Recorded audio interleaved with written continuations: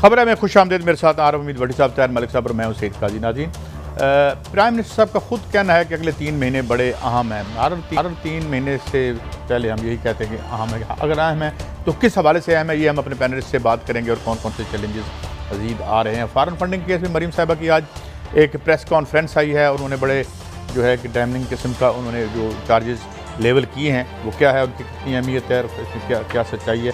फवाद चौधरी साहब का बयान है कि आम आदमी की में खुशहाली में इजाफा हो रहा है और सियाहत में इजाफा एक इंडिकेटर है।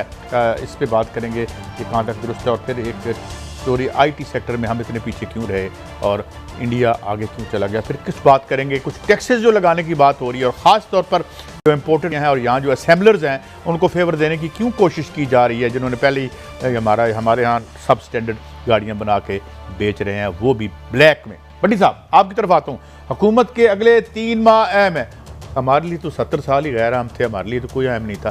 बहरहाल हुकूमत के लिए क्या अहमियत है अगले 3 महीने में? बिस्मिल्लाहिर्रहमानिर्रहीम। कादी साहब, हुकूमत के लिए 3 माह अहम है कि उन्होंने रहना या नहीं रहना, लेकिन अवाम जब से पाकिस्तान में हुई है उसके लिए तो हर लम्हा ही खतरनाक है। हमारे लिए तो मेरी तो समझ में नहीं आता। हम तो पहले दिन से नाजुक दौर से गुजर रहे हैं। नाजुक दौर से गुजर, हमारा तो दौर ही नाजुक रहा है। इक़्तिदार जब इनको जाता हुआ नजर आए तो अहम हो जाता है, इक़्तिदार से चिमड़े रहे तो ये परवाह नहीं करते। एक तरफ अपोजिशन मुझे बताएं एक पेज पे नहीं है। आज पीपल्स पार्टी ने ऐलान कर दिया हम 27 फरवरी को लॉन्ग मार्च करेंगे। वो 23 को कर रहे हैं, वो 23 को कर रहे हैं PDM नून लीग वाले। इमरान जब वो इकट्ठे है ही नहीं तो वज़ीर आज़म के लिए तो दुश्मनी अपनी उनकी पॉलिसी है। अवाम से गलत बयानी करना, अवाम से झूठे वादे करना, जो एग्रीमेंट करना पूरा ना करना। अपोजिशन से उनको क्या ख़तरा है? इसका मतलब है बज़ाहिर बादिउल नज़र में। एक तो कल हमने जिक्र किया था जो DG ISI ने कहा है कि डील नहीं हो रही। उनसे सवाल हुआ था, वो कहते हैं जी उन्होंने नवाज शरीफ का नाम नहीं लिया। नवाज शरीफ का नाम सहाफ़ी ने लिया, सहाफ़ी ने लिया, लेकिन वो कह रहे हैं कि उन्होंने नहीं कहा। लेकिन आज की सारी अखबारी खबरें उनका मुताबिक है नवाज शरीफ का नाम उनके मुंह से नहीं निकला। अच्छा कैसा, मैं गैर जरूरी बात है, डील और डील वाकई नहीं होती पाकिस्तान में, ये कड़वा सच है। ना नवाज शरीफ किसी डील के तहत आया, ना 85 में उसे वजीर किसी ने बनाया, ना मुशर्रफ को लंदन किसी ने, नवाज शरीफ को लंदन भेजा, कोई डील नहीं थी। बेनज़ीर से या पता नहीं किससे बाहर मिले थे, मुशर्रफ साहब अबू धाबी में मिले थे, वैसे वो नहीं मिले थे। इमरान खान भी नहीं आया, तो इसमें एक ट्रुथ कमीशन बना दिया जैसे हाई कोर्ट सुप्रीम कोर्ट के जज साहबान का कि कोई इंटरफेरेंस अदारे करते भी हैं कि नहीं करते। बिल्कुल बना दी जाए, लेकिन भट्टी साहब मेरी जो कमीशंस की मेरी जो एक तजर्बा है या जो मैंने रिपोर्ट किया है कि किसी चीज़ से मिट्टी पानी हो तो कमीशन बढ़ा दो। अच्छा कायद साहब देखें, 3 माह जो अहम है, मैं आपके असल सवाल की तरफ आ जाऊँ। उन्होंने आज खुद तस्लीम किया कि हम एहतसाब करने में नाकाम रहे। दूसरी उन्होंने कहा शहबाज शरीफ को कोई बचाना चाह रहा है। उन्हें अपनी इकॉनमी जो मुल्क की ज़मीन बोझ हो चुकी है, अब वो ख़तरा अहम तरीन अदारे भी महसूस कर रहे हैं कि इस तरह मुल्क आगे चल नहीं सकता। खुदा ना खास्ता शब्बर जैदी साहब ने कहा था दिवालिया हो, और वज़ीर आज़म की हुकूमत के लिए ये 3 माह नहीं, मेरा ख्याल है 2 माह ही कोई ना कोई नतीजे ले आएंगे।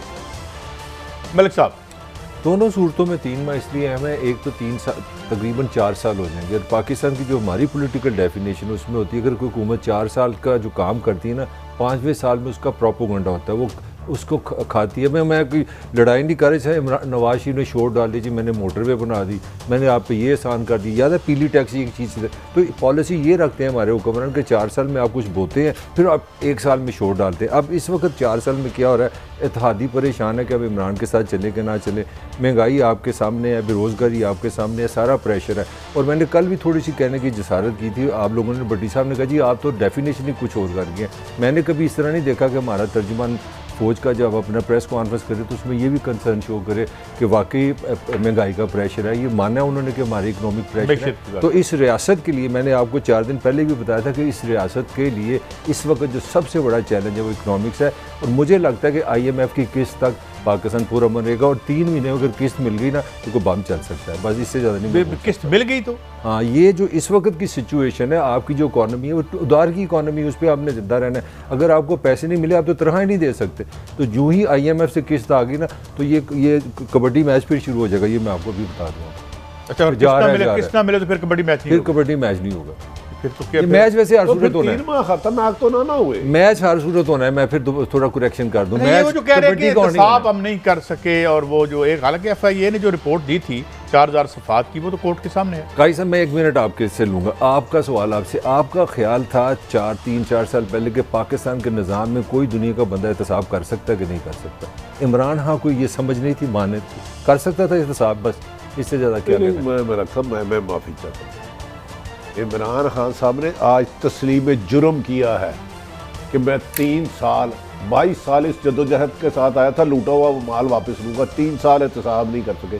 वो कामयाब क्यों नहीं हुआ? वो इंतकाम था, एहतसाब नहीं था। सियासी मुखालफों को कुचलने का एक काम था। खूबसूरत बात दी है। मुझे बताए ना कौन सा लीडर आपने अरेस्ट नहीं किया? सारे की मुझे बताया, सारे तो मैंने रहनुमाई नवाज फरमाई। शरीफ आते हैं, शहबाज शरीफ आते हैं, ख्वाजा ऑपोजिशन लीडर कौन से नहीं दोनों किया? ख्वाजा सारे आए हैं। तो अगर जरदारी आप उनकी पैसा हमशीरा रिकवर सब आए। नहीं कर सके तो मेरी तो राय ये- नाकाम हुए हैं ना, आप अपनी नाकाम हुए नाकामी हैं। का इतराफ कर रहे हैं। तो ये कह रहा हूँ कि सर जी जिस तरह मेरे तबके का बंदा अरेस्ट हुआ, ऐसा कभी कोई अरेस्ट नहीं हुआ। प्रोटेक्टिव कस्टडी में थे। नहीं, फिर वो बताते या हर किस्म के कि जनाब, खुर्दे मेरे टैक्सेस से माल खा रहे थे, मैं वज़ीर- AC लगा के बैठे थे।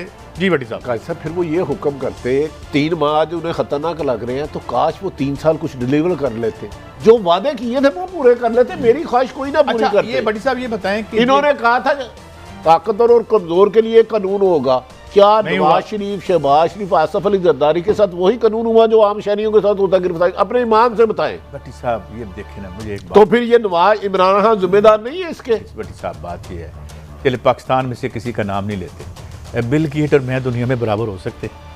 कभी नहीं हो सकते। नहीं, मैं तो जहाँ आप- मालियात के इतना फर्क हो, वहाँ पे फर्क से आप फर्क 3 होता है। माह में क्या समझते हैं? चले मेरा आपसे सवाल है ना, मेरे अंदर तो बहुत कुछ है। 3 माह में क्या वजीर आजम सबको किस बात से खदशा हुआ कि 3 माह अहम नहीं है? आखिर उनके पास अदारे हैं, रिपोर्टें आती होंगी ना। भट्टी साहब देखें ना, फिर आप हमारे हाथ पाँव भी बंधे होते हैं, बातें तो मैं बहुत सी कर सकता हूँ। बात ना, ये ना, है बातें महदूद ही कीजिएगा, क्योंकि सुनने वाले कानों को ना उसकी वजह है खुशामद कि की नवंबर जरूरत तक है। बड़े अहम फैसले होने हैं। और मैं बात को आगे बढ़ाता हूँ। आर्मी चीफ साहब को तोसी देने के मुतल्लिक नहीं सोचा। कल भी एक साफ़ी ने सवाल किया था, आज फिर वज़ीर आज़म ने यही कहा है। ज़ाहिर है उनका एक प्रीरोगेटिव है, इसको इतना क्यों बार बार पूछा जा रहा मेरे है? ख्याल से ये बात अभी कबल अज़ वक्त है। अभी आर्मी चीफ के और उन्होंने ये भी कहा कि इसको डिस्कस हमें नहीं करना चाहिए। कबो बेशतर 10 माह खैर गालबन अक्टूबर या नवंबर में उनकी नवंबर जी, retirement है। नवंबर तो वो लेकिन है बात तो रिलेटेड है, लेकिन मैंने नहीं बतानी, मलक साहब से सवाल कर लें। नहीं, वैसे खान साहब ने बड़ा पॉलिटिकल जवाब दिया। इसमें जवाब है, जब आप ये कहते हैं मैंने सोचा नहीं, इसका मतलब है हाँ और ना के दोनों चांसेस हैं। अगर खान साहब कोई और स्टेटमेंट भी दे सकते थे कि I will follow the law, I will follow the route, but he has not said that. Message is there, इससे ज़्यादा मैं भी नहीं बोल सकता। फिर वो उन्होंने ये भी कहा भट्टी साहब कि मैं ये पंजाब हुकूमत से मुतमिन भी हूँ और हमारे अच्छे कामों की तशहीर नहीं हो रही। बहरहाल ये तो सारे कुरान कहते ही अच्छा रहते हैं। देखिए गाइस साहब, अच्छी बात है। देखिए हमारा काम भी सिर्फ तनकीद करना नहीं है, हमको अच्छी खबरें। पाकिस्तान की जो बड़ी तरीन काबीना है ना, वो वज़ीर आज़म इमरान खान की है मौजूद है। रिकॉर्ड बना, मैं गलत तो नहीं कह रहा, ये मलक साहब मेरी रिकॉर्ड सलाह 60 आपने भी प्लस। करना है। मामले खसूसी वज़ीर 60+ भट्टी साहब और तर्जमान, अगर इतनी बड़ी फौज रख के भी आप अपने अच्छे काम नहीं लोगों को बता सके, तो फिर नाहल कौन है? नहीं, वो तो उन्होंने पंजाब की तो तारीफ की। आज उन्होंने कहा तशहीर नहीं सिर्फ हुई, पंजाब की बड़ी तारीफ की उन्होंने। तशरीह क्यों नहीं हुई जब इतनी बड़ी फौज सरकार पे बोझ बनी हुई है, सरकारी मरात ले रही है। पाकिस्तान ये कह रहे थे 10-15 से ज्यादा कबीना नहीं बनाऊंगा, ये भी इनकी नाहली है। नहली के ऊपर नहली का मुकाबला करें, अपनी नहली के साथ आप ही कंपटीशन कर रहे हैं इमरान खान साहब। मैं हैरान हूँ, और ये अपोजिशन के साथ करो। नहीं, वो ये तशहीर ना होने का मतलब वो आप हम पे डाल रहे हैं, सहाफियों पे, कि हम जिम्मेदार हैं। मैंने तो यही कहा ना, अच्छे काम है। अच्छा देखिए, मिसाल के तौर काजी पे- साहब उन्होंने कौन सी मोटरवे शुरू की, हम बता देते ये हैं। यार भट्टी साहब एक तो मैं कहना- 2-3 सवाल मुझे सिर्फ, क्या इंसाफ के जो उन्होंने कहा था 2 नहीं 1 कानून होगा, वो हो गया? क्या गुड गवर्नेंस शुरू हो गई? क्या करप्शन खत्म हो गई? क्या तालीम के कितने अस्पताल पूरे पाकिस्तान में इन्होंने बनाए? कितनी कॉलेज लाहौर में स्कूल कितने बेहतर बनाए? कितने सड़कें बेहतर बनाई? कितनी महंगाई कम की जब ये आए थे? कितनी बिजली सस्ती की? कितना पेट्रोल सस्ता किया? ये सब इनके अच्छे काम में अगर हैं तो बता दें, हम इसका मुवाजना कर लेते हैं। देखें बात ये है, ये बात भट्टी साहब ये है कि अपना अच्छा 10 तारीख उन्होंने दे दी है मिनी बजट पास होने की। मलिक साहब तो ये अगर मिनी बजट पास नहीं होता तो फिर डायरेक्ट तो असर नहीं आएगा, लेकिन फिर मॉरली तो अगर नहीं पास होता, लेकिन मुझे लगता हो जाएगा। बड़ी साहब की खबर दोनों छोटा सा मैं इसको जो अगर पास नहीं होता तो जो ट्रेडिशन है, मैं कोई लॉ नहीं बता रहा, ट्रेडिशन है जब हुकूमत कोई माली बिल नहीं ना पास कराती तो नहीं यार, वो तो बजट का होता है। नहीं, इसमें भी ट्रेडिशन है, फाइनेंशियल मतलब लीगल बाइंडिंग नहीं है। जब मैं लीगल, मैंने लफ्ज़ ही नहीं यूज़ किया, मैंने ट्रेडिशन का लफ्ज़ यूज़ किया। दूसरी बात मैं आपको फिर बता दूं, अगर ये मंजूर भी होगा ना तो फिर भी कबड्डी मैच है। ये जो कबड्डी मैच रुका है ना, उसकी वजह यही बिल है, क्योंकि आपने जो पाकिस्तान की रियासत को चलाना है, किसी ने तो ये सोचना है ना कि इस तरह अगर आपने पॉलिटिकल इंस्टेबिलिटी कर दी तो आपके कर्जे पता नहीं कब आएंगे। मैं इसीलिए आपको बार बार कह रहा हूँ कि 3 महीने इसलिए इंपॉर्टेंट है कि ये बिल मंजूर हो या बिल मंजूर ना हो, मैच हो नहीं होना। एक तरफ आप कह रहे हैं मंजूर हो, एक तरफ नहीं हो रहा है। आपका तो कुछ साफी है। कल आज क्या तारीख है? आज 6 है, 6 और दिन क्या है? जुमेरात। मैं ये पेशगोई कर दूं, 7 कल जुमा होगा ना, जुमा होगा, वही जान दे अल्लाह, या कट्टा होगा या कट्टी होगी। साहब मैं कहना ये चाह रहा हूँ ये कुछ साफी ऐसे करते हैं। ये खबर ना मैंने पिछले साल दी थी, ये खबर मैंने 2 महीने पहले दी थी, और एक साफी मेरा यार है वो भी प्रॉब्लम ये नहीं है, अगले महीने क्या होगा तू आज बता दे। प्रॉब्लम ये नहीं है, मेरे दरीना हमदम और मेरे साथी दोस्त बहुत अरसे से मैं नहीं मिला जिन्होंने बहुत सारे पेशों में नाकामी के बाद हिकमत शुरू कर दी थी। अगली जो पार्टियां हैं वो भी जड़ी बूटियों से कैंसर का इलाज करने वाले हैं, फिक्र ना करें, उनको भी आने दें, इसलिए आगे बढ़ते हैं। अच्छा काई साहब, मेरा ख्याल है ये बिल मंजूर होगा, क्योंकि ये बिल IMF की शराइत है। इमरान खान के लिए जरूरी नहीं है, मेरा ख्याल है पाकिस्तान के लिए जरूरी है, लेकिन बहरहाल यही बात मैं कह रहा हूँ भट्टी साहब। मैंने कहा पास होगा, मैं ये नहीं कह रहा नहीं यही होगा, बात मैं कह रहा हूँ। नहीं मैं तो खुला कह रहा हूँ। इत्तेहादी जमातों की नाराजगी अपनी जगह, इत्तेहादी जमातों की नाराजगी अपनी जगह, लेकिन जिन्होंने अब तक 3.25 साल निकाले हैं, बिल भी पास हो जाएगा। और पीपल्स पार्टी में लॉन्ग मार्च का ऐलान कर दिया, नून लीग ने भी। ये क्या है, वो 27 को कर रहे हैं, जो 27 फरवरी को कर रहे हैं। मुझे से बात याद आ गई, हमारे एक उस्ताद थे मोहतरम मेरे, उनसे पूछा, मैंने कहा इन छुट्टियों में आप मरी नहीं जा रहे थे? उन्होंने कहा मरी तो हम पिछली छुट्टियों में नहीं जा रहे थे, इन छुट्टियों में हम सवात नहीं जा रहे थे। तो बड़ी साहब ये 23 को, 27 को, 24 को क्या ख्याल है आपका? देखिए, गुजारिश ये है कि 3.5 साल से ये लॉन्ग मार्च के दावे कर रहे हैं। पहले इमरान खान से इस्तीफे लेने आए थे, अब अपोजिशन की तरफ आ जाते हैं। पहले इस्तीफा मांगा, वो उन्होंने नहीं दिया, फिर उन्होंने कहा हमने देना, फिर उससे भाग गए। फिर उन्होंने कहा हम पूरे पाकिस्तान में एहतजाज करेंगे, फिर उससे भागे। फिर लॉन्ग मार्च करेंगे, फिर उससे भागे। फिर धरना देंगे, फिर उससे भागे। हर चीज़ से तो अपोजिशन। अच्छा मलिक साहब, एक सवाल पूछूं इनसे। मलिक साहब मुझे ये बताएं कि कौन सा नाबग़े रोज़गार वो शख्सियत, इंसान या पार्टी है जो इस तमाम नाअहली को, इस तमाम जो माशी बर्बादी को फ़ौरन हुकूमत में आके ठीक कर देगी? इस मंजर पर जो नज़र आ रहे हैं कोई भी नहीं, कोई भी नहीं है। किधर जाइए मलिक साहब, आप तो मायूसी फैला रहे हैं यार। मायूसी क्या, रैशनली बात करें। अब खान साहब ने भी आज ये जिस इंटरव्यू का आप रेफरेंस दे, उन्होंने कहा जी कि मैं 3 महीने में महंगाई खत्म करूंगा। मैं लॉजिकली 6 फुट का इंसान, एक आम आदमी की सोच रहा था। गैस आपने 300% महंगी की है, बिजली और तेल 60 से 70% महंगा हो गया, 30% डॉलर जो है ना ऊपर चला गया। ये 4 चीज़ों के बाद दुनिया का कौन सा बंदा जो महंगाई 3 महीने में कंट्रोल कर सकता है? डू यू थिंक कोई पाकिस्तान की हुकूमत में ये कैलिबर है, ये चीजें वापस कर सकती है? मेरा आपसे सवाल है, मैं खत्म करने लगा। कोई पाकिस्तान में ऐसी लीडरशिप है जो कीमत वापस कर लगा ना? उन्होंने तो कहा था 3 माह में मेरे रिजल्ट आ जाएंगे, 6 माह में महंगाई बदल जाएगी। करूंगा। एक हमारा दोस्त था, वो पुलिस में भर्ती हो गया, सियाले गया। वो काम शाम करता नहीं था, फड़े ज़्यादा मारता था, बढ़ के ज़्यादा मारता था, ओए लुट लांगे। वो रोजाना ना पीटी के टाइम में ना बीमार हो जाता था, जब कारकर्दगी काम ना करना मौका हो। अच्छा, एक दफ़ा उसके टीचर ने उसको जुर्माना कर दिया, सियाला उस्ताद ने उसको बुलाया। उसने कहा यार तुम 5 चक्कर नहीं लगाते, ये कोई तरीका है? बातें तो तुम बड़ी बड़ी करते थे कि मैं आके मुकद्दर सवार दूंगा। उसने कहा मैं तुम्हारी वजह से अब 20 करूँ रोजाना पीटी में। उसने कहा सर वेल्डन ये बड़ा अच्छा फैसला। उसने कहा क्या मतलब? उन्होंने कहा सर मैं 5 नहीं सी लांदा तो 20 कितों लाने ने। तो वज़ीर आज़म में मेरे भाई क्या महंगाई कंट्रोल कर। अच्छा ये जो स्क्रूटनी कमेटी का जो आया है, इसमें मरीम साहबा का एक प्रेस कॉन्फ्रेंस भी थी, पहले सुन लेते हैं उन्होंने कुछ मुतालबा क्या किया मरीम साहबा ने।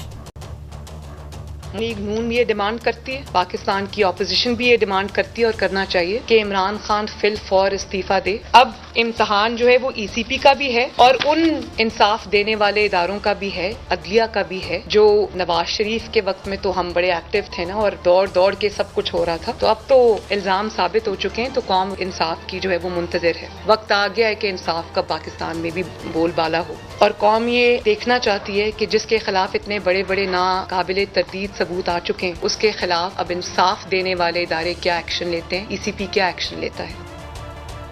भट्टी साहब ये क्या मुतालबा है? एक इंक्वायरी कमेटी आई है, यानी मियाँ साहब ने उस वक्त तो इस्तीफ़ा नहीं दिया था जब उस JIT की रिपोर्ट आई थी, वो तो कोर्ट ने उनको निकाला था। तो ये आप कह रही हैं मियाँ वो इस्तीफ़ा दे दें? साहब मेरी थोड़ी सी रहनुमाई कीजिएगा। आज मलक साहब ये कौन अभी बोल रही थी? मरीम नवाज साहबा। नहीं, मरीम नवाज, हाँ जी, daughter of Nawaz Sharif. Mister yes, are you sure? ये वही है। इनको मरियम सफदर भी कहते हैं कुछ। मरियम सफदर या चले मरियम वो हम नवाज उस कहते नाम हैं। से पुकारेंगे जिस नाम से वो। ये 18 से जो तकरीरें कर रही हैं, आज मुझे इनकी तकरीर उससे ये प्रेस कॉन्फ्रेंस से बिल्कुल ही मुख्तलिफ लगी है। पहले तो बताएं आपको ये लगी है? हाँ, आज वो उन्होंने कोई जो दीगर रियासती इदारे हैं उनके हवाले से कोई बात पहली दफा इन माई होल लाइफ जब से मैं इन्हें देख रहा हूं, डील शील नहीं होती पाकिस्तान में, इसमें दो राय कोई नहीं है। पहली दफा। और कौन मुतालबा कर रहा है? जो नैब से सजा याफ्ता मुजरम है कि इमरान खान मेरे कहने में इस्तीफा दे दे। यार कभी कोई मुजरम के कहने पे कोई वज़ीर आज़म इस्तीफा देता है जो खुद सजा याफ्ता है?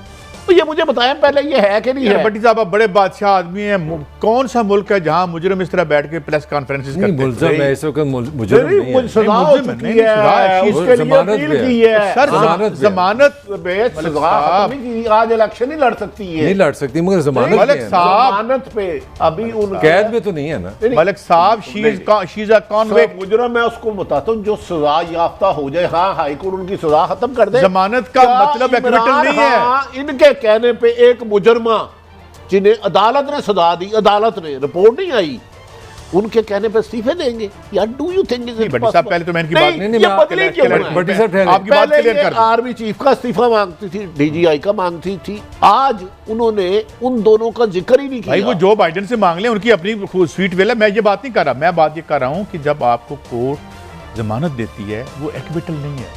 She technically is a convict. चलिए I learn this from you. नहीं, ये बदली क्यों है मुझे बताएं। दो नहीं बदली का है यार, मेरा ख्याल है मरियम ने एक्सेप्ट किया है पहली दफ़ा ऑन रिकॉर्ड कि मेरा बाप जिस असूल के तहत निकाला गया, उसके पास हुकामा था, उस हुकामे पे उन्होंने तरह ली, उन्होंने बताया नहीं, आपको नाहल किया गया। वो बेसिकली ये कह रही जिस तरह मेरे बाप के साथ हुआ है अब इसकी नाहली बनती है। उसका आर्गूमेंट थोड़ा सा सुन लें मेरे। आपकी जो कमेटी है अच्छी बुरी मुझे नहीं पता, कमेटी कह रही है कि कनाडा से, न्यूजीलैंड से, ऑस्ट्रेलिया से पैसे हैं which is against the law. मैं एस अकबर को सुन रहा था, एस अकबर कह रहे हैं इस कमेटी को जो मैंने डॉक्यूमेंट्स दिए हैं उसमें है $2.5 मिलियन दुबई की एक क्रिकेट क्लब ने दिया जो कि लॉ के खिलाफ है। तो वो कह रही है नाहली एक मुद्दई है। मैं मुझे पता है अभी इसमें बहुत चीजें नहीं है क्योंकि मैंने इमरान खान की फंड रेजिंग देखी हुई है। वो तो यही वो कह रही है। नहीं फिर गलत कह रहे हैं आप। जब JIT जिसमें सारे पाकिस्तान के दायरे थे तो नवाज शरीफ ने रिजाइन नहीं दिया था, फिर सुप्रीम कोर्ट ने फैसला दिया था। थोड़ा सा एक इंक्वायरी रिपोर्ट और एक अदलिया का फैसला। एम आई राइट सर? एक अदलिया का फैसला हम तो मान ही नहीं रहे। उस पे आप कहते हो 4 जजों को बाहर फेंको, बुतों को बाहर निकालो, 4 जजों को बाहर फेंको। आज सिर्फ इन्हें साकिब निसार को टारगेट किया और जिनको खलाई मखलूक कहते रहे, जिन पर इन्होंने सारी इन्वेस्टमेंट की, आज उसका जिक्र ही नहीं है। मुझे समझ में नहीं आती। मगर मैं एक आपको बात बता दूं काली ज़बान से, खलाई मखलूक का जिक्र नहीं है। कुछ भी कर लें, किसी के इख्तियार में नहीं है अब डील। नहीं एक बात मैं कर लूँ भट्टी साहब की एक बात लॉजिकल है। डील के लिए जितने मर्जी थले लग जाएं। एक मिनट, भट्टी साहब की एक बात लॉजिकल है। अगर वाकई ये समझती है सारा कुछ तो she should go to the court, ये ले जा कमेटी की, ये सुने, ये चाहिए। यार अरशद मलिक साहब की वीडियो नहीं लेके गई, मरियम को चाहिए। ये तो एक रास्ता है कि यार मैं देखे यहाँ पे आप ठीक कह रहे हैं। आप सारी सियासत कर रहे हैं मीडिया पे, कॉन्फ्रेंस में, आप जाए अदालत में जाए। एक मुजरमा मेरी समझ से नहीं बाता। दूसरा कादी साहब, आज मरियम साहबा की इस स्क्रूटनी कमेटी में बहुत कुछ है मैं मानता हूँ, लेकिन आज उन्होंने एक इकबाल जुर्म किया। जब किसी ने उनसे सवाल किया कि आपने सहाफ़ियों को कुत्ता या भौंकने वाला कहा तो उन्होंने कहा ये मेरी जाती है, इतराफ़ जुर्म किया। क्या कहा? उन्होंने कहा मेरी आवाज़ टेप करने वाले माफ़ी मांगे। वो स्टोरी आगे करनी उस पर ही आज रहना है, उस पर रहेंगे कि हमें सहाफ़ियों को कुत्ता कहना, भौंकने वाला कहना तस्लीम कर रही है। मलक साहब ज्यादा हम फिर आप कर रहे हैं। उन्होंने अपना जुर्म तस्लीम किया। उन्होंने कहा जी मेरी रिकॉर्डिंग करने वाले माफी मांग रहे हैं। जस्टिस अरशद मलिक की रिकॉर्डिंग इन्होंने दिखाई चलो वो आगे करते हैं। करते हैं तो और ये जरा सुनाएं, जरा मरीम साहब सुनाएं। मैं पूछना चाहती हूँ कि क्यों मुल्क को किसी ऐसे शख्स के हवाले कर दिया गया और किसी ऐसे शख्स के रहमो करम पे छोड़ दिया गया। हुकूमत नाम की कोई चीज नहीं है पाकिस्तान में। इस सब का जिम्मेदार इमरान खान और उसको सादिक और अमीन का सर्टिफिकेट देने वाला साकिब निसार साहब है। जी देखिए अब उन्होंने फिर मेरे भाई फिर आप नाराज हो जाते हैं। अब तो अब जनरल जिलानी का नाम लेती है यार। 2 मिनट उन्होंने कहा क्यों इमरान खान के हवाले कर दिया गया और इस साथ को भी देने वाला साकिब निसार, उसका एक ही कसूर है, उसने माफिया को हाथ डाला, वरना इनके खिलाफ तो कोई फैसला करने की हिम्मत नहीं देता। इसमें भी फिर वो आपकी तो खलाई मखलूक में से छोड़ गई, कहाँ गई वो खलाई मखलूक में से नहीं, वो कहते हैं उन्होंने कहा मुल्क इमरान खान के हवाले कर दिया, वो तो अदलिया ने तो नहीं किया। अच्छा एक चीज आप दोनों ने मेरी रहनुमाई करनी है। वो जहाँ पे पर जलते हैं ना सबके, मैंने एक और चीज ऑब्जर्व किया, हम भी साफी हैं, मैंने पहली दफा देखा कि मरियम पढ़ के बात कर रही है, मुझे लगता है किसी ने समझाया कि काकी उधर नहीं जाना, इसीलिए पढ़ आप मेरा सवाल का जवाब दे मलक साहब। मैंने उधर नहीं जा रही, मैं तो बता रहा हूँ कहा कि मुल्क हवाले कर दिया, क्या साकिब साहब ने नवाज शरीफ को दिया? वो तो उस कानून की इमरान खान को इख्तियार दिया है। नहीं ये लॉजिकल बात नहीं, तो ये किसको कह तो अब आज करिए साकिब निसार ने साथ को बीन दिया। यार बात ये है कि ये तो मैं रो के बाद मैं कुंवर दिलशाद साहब से भी कहा था कि इलेक्शन कमीशन ऑफ पाकिस्तान हमारे टैक्सेस से चलता है, उसको ये सिलेक्शन कमीशन ऑफ पाकिस्तान उन्होंने बना दिया। वो बोलते नहीं है, वो बात ही नहीं करते। कादी साहब इसने इस पे भी पार्टी को नाअहल करें, पीटीआई को नाअहल करें, इसको भी फारग करें। और आप सिलेक्टर हैं या इलेक्टर हैं? बिलावल का तो लफ्ज सिलेक्टेड होता है ना। मैं ये कह रहा हूँ कि उनको कोई पूछने वाले नहीं है। कादी साहब आज कर रही थी ना, मैंने इसके ट्वीट और 100 से ज्यादा बयान देती है जिसमें ये एस्टेब्लिशमेंट को बुरा कह रही थी। मुझे हैरत है कि एक दफा जिसने जिक्र नहीं किया, क्यों एस्टेब्लिशमेंट वाकई ही अब ये वादा करती है कि आइंदा हमारी। भट्टी साहब इन्होंने जो काम कर दिया है ना, मैं आज आपको बताऊं, ये रैंक एंड फाइल है ना जो हमारी इस आर्मी का, जिसमें लोगों ने बहुत शहादतें दी और बड़ी कुर्बानियां की, नीचे से लेके ऊपर तक इनकी जो गैर अदम मकबूलियत का आलम है ना, इन्होंने अपना केस खुद खराब किया है। की लोड़ सी इनकलाब कर रहे हैं, बैठो ठेके शेके, जो मैं पहले कहता था। अच्छा भट्टी साहब आपके इसलिए आप किसी के हाथ में नहीं है। एक सेकंड भट्टी साहब, जो मुस्लिम लीग नून के अंदर एक थिंकिंग है, मैं ये जो आपके सवाल का जवाब देना, उनकी थिंकिंग ये है कि अगर मरियम या नून की जो क़यादत है, अगर वो इस्टेब्लिशमेंट हमला करती रहेगी ना, तो इसका मतलब है कि इस्टेब्लिशमेंट और इमरान खान एक रहेंगे। उन्होंने एक नई स्ट्रेटजी इस पर काम किया कि आप इस्टेब्लिशमेंट से पीछे हटें ताकि इमरान और उनमें फासला, ये उनकी अंडरस्टैंडिंग। अच्छा ठीक है, मैं आपको खबर दे रहा हूं, आपकी बात को बड़ा मदद दे रहा हूं। देखिए 2 मिनट में ठहर जाओ मरियम यार। अच्छा आज नाम नहीं ले रही। कादी साहब कल ले जाओ, आपकी बड़ी खूबसूरती है। इसका मतलब अपनी अंडरस्टैंडिंग के तहत मुल्क के मुहाफिज अदारे को बदनाम कर दो, उसको इंडिया ऐसी बयानियां दो जिसको इंडिया उठाए। वो फौजी जवान जो अफसर बहास में अपनी बारूद के आगे साथी रख रहा है, उसको बदनाम करो। तो अगर सियासत में कोई इंटरफेरेंस करे वो गलत है, लेकिन आप फौज को जब बदनाम करोगे तो फौज एक पूरा अदारा है। अब तो वो नहीं कर रही ना, अब तो पीछे हटी है। वजह क्या हुई? मुझे तो यही समझ आ रही है कि इमरान और एस्टेब्लिशमेंट आमने सामने आ जाए, ये वजह है। क्योंकि कुछ लोगों का ख्याल है यानी कि अपनी दुश्मनी में फौज को बदनाम कर रही थी, तो फिर इसके खिलाफ कार्रवाई होनी चाहिए। बात ये है, आर्टिकल 6 लगा दें। देख ना वो कहते हैं कि वो गाना चले कि चुन लिया मैंने तुम्हें, सारा जहां रहने दिया। ऐसे ही होता है, सारा जहां हट जाए तो मैंने चुन लो। सब ऐसे तो नहीं मैं ही सिलेक्ट होना। आप बताइए, ऐसे नहीं होता। ऐसे होता है, तो फिर लेकिन ऐसे करने वालों को आप लीडर मानते होंगे। मान लेते हैं लीडर, सारे और लीडर हैं, ऐसे को लीडर कहते हैं।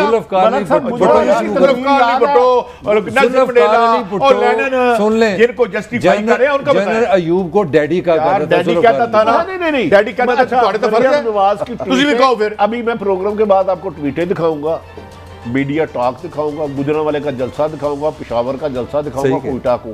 मुझे बताया ये चेंजिंग कैसे आई, मुझे हजम नहीं हो रही।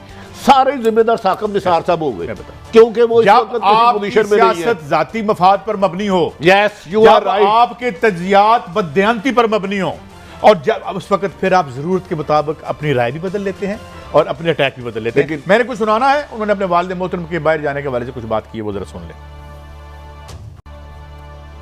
अपने हकाइक दुरुस्त कीजिए। नवाज शरीफ साहब लंदन इसलिए गए थे कि उनकी जान को खतरा था और नैब में रहते उनको पता नहीं इन्होंने क्या किया, वो भी हकाइक एक दिन सामने आ जाएंगे। कुछ मेरे इल्म में है, कुछ वक्त सामने लेकर आएगा, अल्लाह ताला सामने लेकर आएगा इंशाल्लाह, कि इन्होंने नवाज शरीफ की सेहत को एक ऐसे जगह तक पहुंचा दिया था कि उनकी जिंदगी का हमें पता नहीं था। तो नवाज शरीफ साहब ऐसी हालत में पाकिस्तान से गए थे और वो किसी डील के नतीजे में यहाँ से नहीं गए। अच्छा, पहले तो बताएं, आप ये सच कह रहे हैं, ये सच समझ जो इन्होंने फरमाया?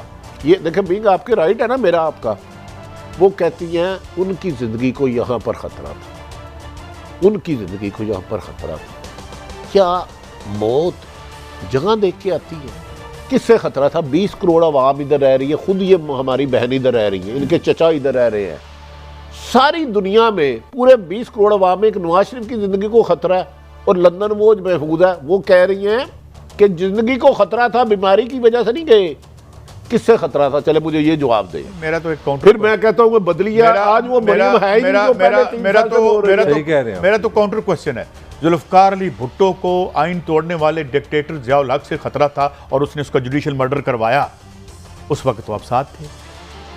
यहाँ तो कुछ भी नहीं था, अंदर तो रोटियां जा रही हैं, रोटियां जा रही हैं सन, अंदर अंदर हलवे जा रहे हैं। आपसे सवाल कादी साहब का अपना हक का जवाब देना नहीं। सारी उम्र ये कहती नहीं बीमार थे, इलाज करने गए, पूरी नून लीग है, डॉक्टर मालज के, आज वो कहते हैं उनकी जिंदगी को यहाँ खतरा था। ये वैसे पहले भी बात कर चुकी है, नहीं कई दफा तो संभाल ली। इलाज बाहर क्यों गए? नहीं तो इसलिए गई थी, सुन लें उसका जवाब कि आप इंटरनेशनल लॉबी कर सकें, आप जो इस मुल्क के इंटरनेशनल स्टैब्लिश, सुन लेना फिर मेरे से सुन ले अगर आपने सवाल किया, ताकि इंटरनेशनल स्टैब्लिशमेंट से कर आगे मुकम्मल करके वापस आए, इसलिए गए थे। अब भाई बीमार था 4 हफ्ते। भट्टी साहब आपको किस चीज का नहीं पता? मैं आपको ये लोगों को कोई ना गन पॉइंट पे फोन करके कहते हो ऐसे नहीं ऐसे बोलो, मलिक साहब, अगर मैं आपकी बात ब्रेक पे जा रहा हूँ, अगर आपकी ये राय है कि ये इंटरनेशनल कुर्तों से लॉबी करने गए थे, तो खुदा का वास्ता हमें ये ना बताया करें, हमें ये ना बताया करें कि ये जमहूरी आज़ादियों के लिए लड़ रहे हैं, ये अपने माल के लिए लड़ रहे हैं। आगे चलते हैं, ब्रेक के बाद दोबारा हाजिर होंगे। बड़ी दिलचस्प खबरें हैं। फवाद चौधरी साहब को कहाँ खुशहाली नजर आती है, ये भी हम बात करेंगे, और मरियम साहिबा ने जो कुछ कहा है अपनी ऑडियोज और वीडियोज के बारे में, उसके एक ब्रेक के बाद।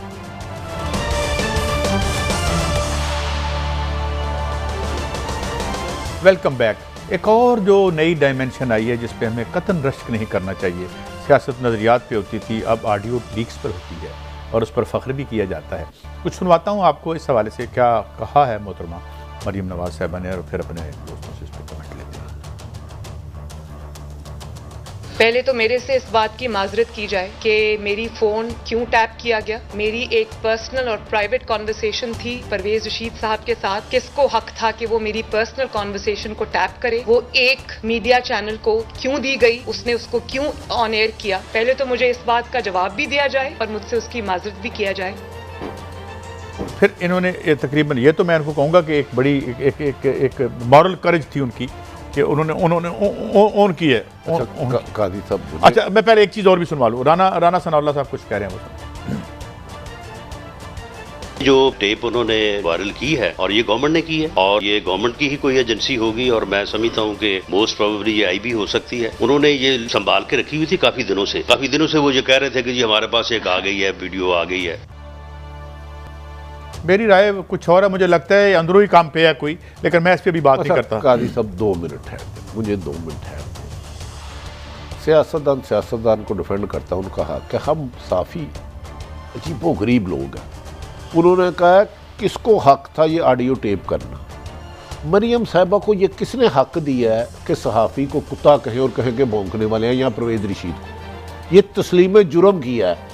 ये हुकूमत अगर कहीं है जो कि नहीं है, पाकिस्तान में इंसाफ नहीं है, झूठ बोलते हैं जो कहते हैं, इंसाफ नहीं है, ये पर्चा होना चाहिए इन पे।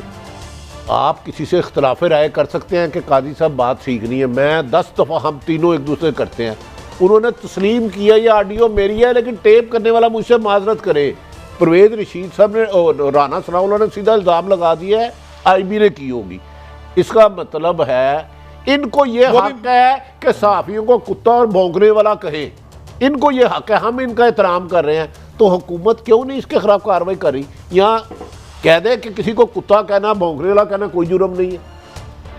एक पहली बात तो ये है कि ये तो इसके अपने दौरे हुकूमत की थी, क्योंकि उस वक्त लग रहा है कि परवेज़ रशीद साहब इंफॉर्मेशन मिनिस्टर थे जब ये बात हो रही है। नहीं, कैसे इसमें दो चीज़ें हम मिक्स कर रहे हैं। जो भट्टी साहब ने कहा है बिल्कुल सही कहा, किसी भी पॉलिटिशियन को, किसी इंसान को ज़ेब नहीं देता किसी के लिए अल्फाज इस्तेमाल करे। काबिल मुज़म्मत है, काबिल शर्म है, जो मर्जी आप रिएक्शन करें, मगर क्या ये सिटीजन का कंसर्न नहीं है कि इस मुल्क के इदारे जो मेरे पैसे से चलते हैं मेरी रिकॉर्डिंग करें। मेरा ख्याल है मरीम ने बिल्कुल सही कहा, इसको आप मिक्स ना करें। जो मरीम पे आप इल्ज़ाम लगा रहे हैं 200% दुरुस्त लगा रहे हैं, मगर मरीम इस सोसाइटी की सिटीज़न भी है। अगर मेरी आवाज़ आप मेरी मर्जी के बगैर कानून के खिलाफ रिकॉर्ड कर रहे हैं तो ये भी मेरा आपसे सवाल है, मेरा आपसे सवाल है, तो क्या जो अरशद मलिक साहब ने दरखास्त लिख के दी थी कि वहाँ मैं नंगा पड़ा हूँ, मेरी आप बनवा लें आके, जिस वो भी पकड़े की ख्याल है? वो भी गलत है। अच्छा देखें गलत ये नहीं हो रहा। मरीम ने जो अल्फाज यूज़ किए मैंने तो उसका सपोर्ट नहीं कर रहा, मगर मैं कह रहा हूँ कि पाकिस्तान का आइन मुझे इजाज़त देता है प्राइवेसी की। वो सरकारी किसी ने किया, गैर सरकारी ने किया, ये भी मेरा हक है कि पता उसको उनका मौक़िफ़ क्या है जो वो खुद बना रही हैं, वो जो वो ऑडियो वीडियो जो खुद उनके मतलब है उन्होंने दिखाई हैं, उसके बारे में कुछ कह रही है? मैंने किसी की कोई टेप नहीं की, वो बट तो नॉन लीग का ही है नहीं, लेकिन वो मैंने नहीं की भाई। वो तो चीजें आ जाती हैं सामने, कुदरत का अपना तरीका है लेके आने का। लेकिन आप उन टेप्स को मेरी टेप्स के साथ, उसका तो मवाजना बनता ही नहीं है। मेरी जाती गुफ्तगू है किसी के साथ, उसमें कोई किसी के खिलाफ साजिश नहीं है, किसी के खिलाफ कुछ वो नहीं है, तो एक तो उनका मवाजना नहीं बनता, और दूसरी बात ये कि ये चीजें ये मेरे करने से नहीं हुई, ये उधर से आई हैं सब।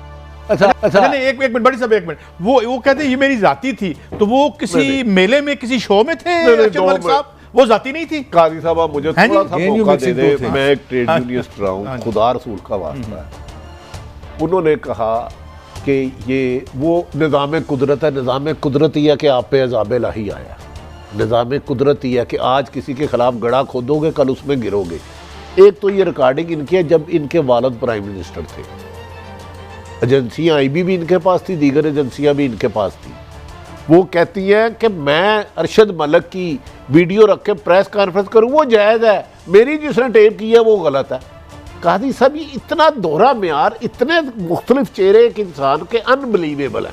आपको मेरा ख्याल है पूरी समझ नहीं आई। मैं थोड़ी बहुत मुझे भी समझ आ जाती है बड़ी साहब, लेकिन मैं ये अर्ज करूं कि मेरे पास इतला ये है कि अंदर से ही कोई मीडिया सेल का आदमी कुछ सुना नाराज हो गया। इसका मतलब है कि वो कह रहे हैं कि मैंने जो गालियां दी वो ठीक दी, ठीक। हाँ जी। उन्होंने कहा ये जो मैंने टेप उसकी नहीं की, हमने टेप नहीं की। भाई आप इसके लिए जाएं FIA को कि मेरी टेप किसने मैं तो इस बात पे हैरान हूं कि ये तो आपकी जाती गुफ्तगू नहीं, ये उन्होंने तस्लीम किया कि नहीं किया, अरशद मलिक साहब उस वक्त इन्होंने ये तस्लीम किया कि नहीं किया कि ये आवाज मेरी है। इनका मतलब है इनके पास राइट है कि सहाफियों को भौंकने वाला कुत्ता, गलीज, घटिया गुफ्तगू कहिए, इनके पास है, लेकिन हम इनके एहतराम इनकार नहीं किया। मरियम ने ये माना, मैं कह रहा हूं तस्लीम कर लिया, इसमें तो FIA का केस बनता है साहब। मगर मरियम ने एक और स्टेटमेंट आप दोबारा सुन लें सर, उसने कहा वो जो मलिक साहब की जो फरमा रहे हैं उसने वो तो किसी और ने बनाई। नहीं चलाई नासिर जंजुआ साहब, नहीं वो कहती हूँ किसी मैंने मलिक साहब मैंने मान ली, वो पहली दफा मंजरे आम पर प्रेस कॉन्फ्रेंस के जरिए लाई ना, तो इनका काम था किसको, इन्होंने किसी की पर्सनल वीडियो क्यों दिखाई? इस पे जुर्म बनते, सजा बनती है। फिर क्या has she the right to say कि भाई ये मेरी जाती बात, मेरी बात सुने। जब यार मेरे लिए एक बात जायज़ है, मेरी सुने ना, जब आप मुल्क कानून से चलाएंगे वो इदारे चलाएंगे। टॉक शो में तो हम इस तरह ही करेंगे, जिसने जो गलत किया सबको पकड़े, सिंपल सा जवाब है इसका। वो मैं करूँ ये करूँ, क्या मॉरल है? क्या मॉरलिटी? ये तो स्टेट का काम है ना भाई। अगर मरीम ने मुझे जुर्म किया तो क्या काम है कि वो यहाँ पे ये वीडियो चलाती फिरे? Why should be defending? State का क्या काम है? स्टेट का काम है कि अगर उसने वीडियो चलाई है या उसके पास प्रेस कॉन्फ्रेंस की है तो स्टेट के पूरे के इदारे उसके। यार मेरा आपसे सादा सा सवाल है, एक काम आप करें तो गलत, ठीक वो गलत मैं का भी आदमी का फूड टेप करना ठीक नहीं है, मैं मान रहा हूँ, इस हो बात में तो दो राय है ही कोई नहीं। मैं इसके इसीलिए खिलाफ तो हमने तो कभी बताए, मरियम ने ये तस्लीम कर लिया है कि मैंने ये गालियां दी है, ठीक है, इसकी तो सजा होना, टेप जो कही है वो पता करें किसने दी, हुकूमत। मेरा एक सवाल है, बट इस कमरे में, मैंने आपके कमरे में हम दोनों बैठे थे, 22 करोड़ ने सुना जब मरियम ने ऐसे साल पहले प्रेस कॉन्फ्रेंस की कि ये वीडियो है, तो ताहिर मलिक को पता है, आरिफ हमीद भट्टी को पता है, सारे पाकिस्तान को पता है, हमारे इदारों को नहीं पता चला। यार मेरा मसला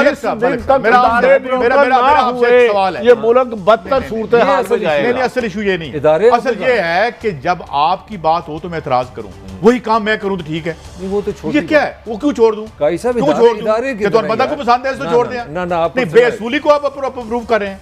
एक आप करें तो बेअसूली, मैं करूं तो नहीं, मैं ये बात ही नहीं कर रहा, मैं कह रहा हूं इदारे बुलाए। और यार इदारे ने कीता गोली मारो इदारे तो गल कर लवांगे। तुसी एक बंदे को आप डिफेंड कर रहे हैं, सिविलाइज बात कर रहे हैं, इदारों को हम पर्सनली हो सकते। सिविलाइज क्या बात है? ये इदारे आप बुरा करें तो गलत, मैं करूं तो ठीक। नहीं, मैं तो बात ही नहीं कर रहा। You are mixing something totally बात नहीं करते। मलिक साहब हमारी ये ख्वाहिश है आधी बात ना किया करें, पूरी किया करें। एक ब्रेक है, ब्रेक के बाद दोबारा वापस आते। आपको तो अंदाजा हो गया होगा डबल स्टैंडर्ड्स क्या होते हैं। ब्रेक के बाद वेलकम बैक। अच्छा हजूर, ये ज़रा एक ट्वीट है फवाद चौधरी साहब का, मैं चौधरी साहब भट्टी साहब मलिक साहब दोनों तरफ आ रहा हूँ।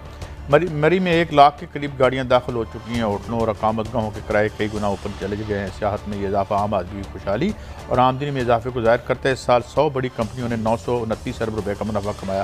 तमाम बड़े मीडिया ग्रुप 33 से 40% मुनाफा में। मलिक साहब, पहले मैं आपकी तरफ आता हूँ क्योंकि आपकी मैशत बड़ी। अच्छा, सिर्फ इसके बाद इन्हें पहले बता दें कि कौन से मीडिया ग्रुप प्रॉफिट में है, इसकी भी दे दें। फवाद चौधरी साहब ने ये भी हुक्म की थी, कुछ रिपोर्टर सहाफ़ी भी पैसे लेते हैं। उन्होंने वादा किया था वो कैमरे में कि मैं उनके नाम शेयर करूंगा। कोई नहीं, तो ये भी दे दे, हमारा रिक्वेस्ट है। लेकिन साहब मैं कहते हैं बाकी मलिक साहब से नहीं, मैं आपसे भी पूछूंगा दोनों बातें। Let me be the devil's advocate. कल 32 या 33 कंपनियों की मेरे पास लिस्ट थी जो आज फिर हो सकती है। बेशुमार मुनाफा कमाया, 950 अरब के करीब मुनाफा कमाया। अगर नहीं कमाया तो एक रियासत ने नहीं कमाया, वो खसारे में है, और दूसरी अवाम खसारे में है। ये क्या डाइकैटमी है? बड़ी सिंपल सी बात है। देखें, अगर कोई अमीर हो रहा है इसका मतलब कोई गरीब हो रहा है। इसमें तो कोई मतलब मसला फीसा गोरस नहीं है। अब थोड़ी सी इधर आ जाते हैं। वर्ल्ड बैंक, आप मुझे पता है आपका एक माइंड सेट है, आपका एक लॉजिकल पॉइंट है। वर्ल्ड बैंक फरमाता है कि 14 करोड़ पाकिस्तानी जो है ना $2 डे से कम कमाता है। 7 करोड़ पाकिस्तानी जो है ना $1 डे से कम कमाता है। 40% पाकिस्तानी ज़िंदगी में एक दफ़ा साफ पानी नहीं पिया। 40% आबादी ने कभी सैनिटेशन नहीं देखी। वो तो पाकिस्तानी है ही नहीं है। मुझे आज समझ आ गई है, मैं आज आज़ाद हो गया हूँ। मुझे ये समझिए, ये मुल्क है 24 करोड़ का, उसमें 50 लाख लोग हैं वो फ्रांस के सिटीज़न है, वो उनकी आमदनी स्वीडन वाली है, उनकी शक्लें अमेरिका वाली, उनके पास मर्सिडीज़ है। मैं मजाक नहीं कर रहा, उनके पास बाइंग पावर है डॉलर से ज़्यादा। तो वो जब 50 लाख लोग क्रिकेट मैच देखने जाते हैं तो हाजी खूबसूरत लगती है, जब वो मरी जाते हैं तो सड़कें रोक देते हैं, जब वो शाम को 5 स्टार जाते हैं वहाँ बैठने की जगह नहीं। आप कैलकुलेट कर लें, जो भी आपने 23.5 करोड़ को सिटीजन ही नहीं माना, आपने उसको ना पासपोर्ट दिया ना शरारती कार्ड, उसको लिए छोटी सी खबर है। एक आम आदमी के लिए आज मैं कैलकुलेट कर रहा था, मैं सर पकड़ लिया। 100 रुपये का जो मेरा भाई या मैं कार्ड लेता हूँ ना टेलीफोन का, आपको पता है 100 रुपये पे उसमें 72 रुपये आते हैं। 28 रुपये ये रियासत वहीं आपसे ले लेती है। तो वो तो सिटीजन ही नहीं है। बात खत्म हुई। 50 लाख का मुल्क है, बेहतरीन मुल्क है। और फवाद बिल्कुल सही कह रहा है। ये क्या कितने लोग कंपनियों ने कराए हैं, पैसे कमाए हैं? ये एक 100 बड़ी कंपनी नहीं, मेरे ख्याल 100 तो नहीं थी, 926 अरब कंपनी के को कितनी? 100 कंपनी है। 100 कंपनी है, 22 करोड़ आवाम का घर चला रही है। 100 खानदान ले ले आप, 50,000 खानदान ले ले आप, लाख खानदान ले ले आप, 5 लाख ले ले आप, 50 लाख ले ले। 22.5 करोड़ जो भूख से मर रहा है, इस वफाकी वजीर को वो नजर नहीं आ रहा, जिसके घर में पानी नहीं है, किरायादार सामान बाहर फेंक देता है, बिजली कट जाती है, बच्चे ना इलाज कराने की वजह से बेबस और सिसकियां लेते हुए माँ की गोद में, कब्र की गोद में चले जाते हैं, माँ की गोद से। यार ये क्या लोग हैं काजी साहब, ये क्या लोग हैं?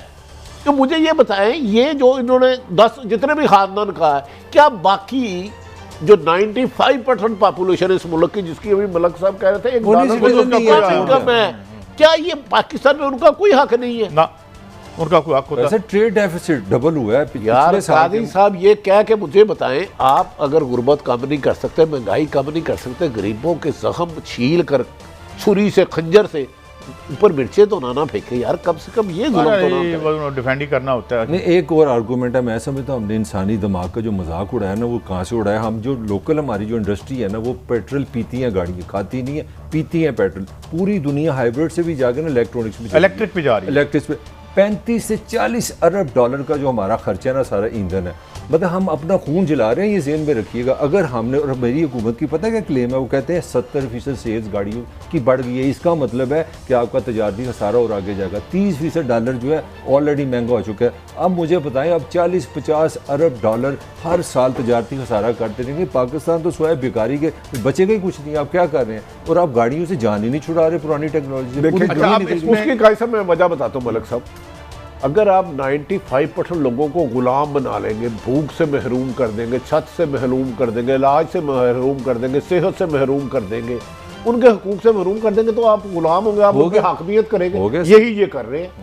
इनसे खुद पूछे मोहतरम फवाद चौधरी सब ना, एक वफाकी वजीर पे टोटल खर्चा कितना आता है, उसका स्टाफ कितना है, उसके घर का बिल कितना आता है, जहाँ ये रहते हैं उसके दफ्तर के बिल कितने आते हैं, वो सारे जो मलक साहब कह रहे हैं ना 28 रुपए काट के उनमें से जाते हैं। हमें एक बात, अगर हमारी बात सुन रहे हो, ये जो हमारे दाऊद रज़ाक साहब हैं, वो हमें बता दें कि एक तो ये 2 नंबर गाड़ियाँ बन रही हैं और ये इनकी लाभी इतनी प्रिवेल क्यों कर जाती है आप पे कि आप इलेक्ट्रिक गाड़ियाँ जो कि हमारा पेट्रोल नीचे लेके आती हैं और जिससे एक्सीडेंट्स में लोग बच जाते हैं और ये इंतहाई दो पोल्यूशन सबसे पोल्यूशन से बचते हैं, ये इतनी लाभी स्ट्रांग है कि जो बाहर से लोग गाड़ी भेज रहे हैं ये तो असेंबल करते हैं, 80% पुर्जे बाहर से मंगाते हैं, 2 नंबर गाड़ियाँ देते हैं ऑन और ब्लैक। तो वो ये खान साहब यार इर्द गिर्द भी नजर मारे अपने कि अगर आप हमें पब्लिक ट्रांसपोर्ट नहीं, हम आपको अप्रिशिएट करते हैं, आपने 10 लाख रुपए का कार्ड दिया, मैं आपको सलूट करता हूं, मैं कई लोगों को जानता हूं, शिकायतें भी आ रही हैं, वो भी आपको बताएंगे, वो अस्पतालों में नीचे लेवल पर जो हो रहा है, मगर आपको हम अप्रिशिएट करते हैं कि हर आदमी को 10 लाख का आपने कार्ड दे दिया, वो अप्रिशिएट दैट हम किसी, मगर ये लोग बैठ के जो कार्टल्स को सपोर्ट करते हैं आपकी कैबिनेट में बैठ के, मैं ये कहता हूं कि आप जो गाड़ी 44 लाख की यहां बना के दे रहे हैं, असेंबल कर रहे हैं, वो 2.5 नंबर है, टीन है, उसके वो खुलते नहीं है, उसके वो आप कर रहे हैं, बाहर वालों को बंद कर रहे हैं। वो इनको कमीशन देते हैं रज़ाक दाऊद एंड कंपनी। बात ये है कि अच्छी बात है, मैं भी कहता हूँ हेल्थ कार्ड अच्छा है, लेकिन ये बहुत अच्छी स्कीम थी, तो इमरान खान साहब ने खुद कैंसर अस्पताल क्यों बनाए, लोगों को कार्ड दे देते, अस्पताल ना बनाते। बट साहब हम ये कहते हैं कि किसी आदमी की नहीं, मैं कह रहा हूँ अच्छा है ना होने से, मैं जाती तौर पर जानता हूँ कई लोगों के ऑपरेशन हुए हैं, फंड इकट्ठे करके, नहीं वो अच्छा है, एक को भी इलाज मिल गया। अच्छा, ओन कमाने वालों के लिए अच्छी खबर है, जब आप बाहर से गाड़ियां रोके ना, ओन बढ़ जाएगा और बढ़ जाएगा ताकि और बढ़ेगा। यानी आप ये है हमारे मिनिस्टर वजीर साहब, नहीं ब्लैक खुदा का वास्ता है, क्यों अमीर लोगों की चोरियों को आप पर्दा डाल रहे हैं? क्लोजिंग ये खान साहब ये आपको सही नहीं बता रहे, और ये इशफाक हसन साहब ठीक कहते हैं, इनसे जान छुड़वाएं, ये वारदाती आपको यहाँ तक लेके आए हैं। बहरहाल ये एक हमारी स्टोरी IT वाली रह गई, ये हम अगले मंडे को करेंगे। आज इजाज़त दें, अल्लाह हाफ़िज़।